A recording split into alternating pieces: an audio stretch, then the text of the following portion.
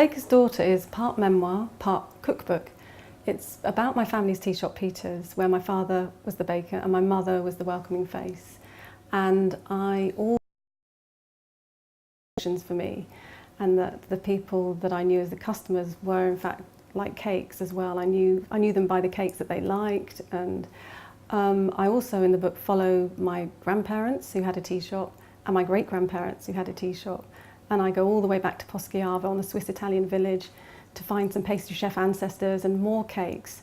So it's a very involved cake story and it's authentic. There's lots of nostalgia in there.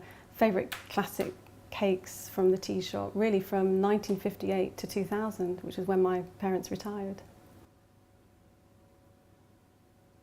It's very hard to pick a favourite recipe when you've grown up in a tea shop surrounded by cakes. It would be like choosing a favourite child.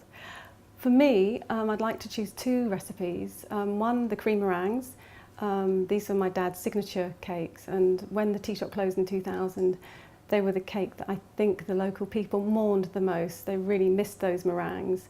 And in the book, I've recreated the recipe with my dad, and I've included his tips.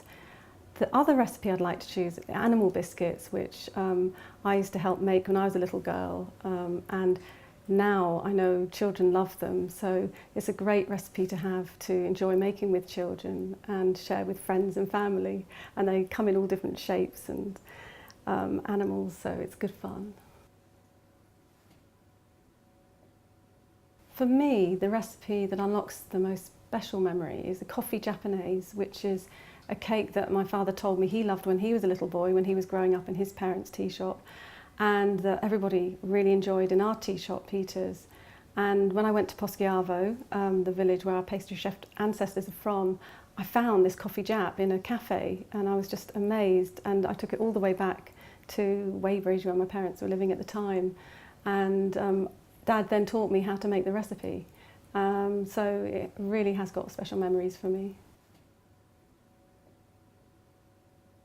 My favourite savoury recipe is the Welsh rarebit.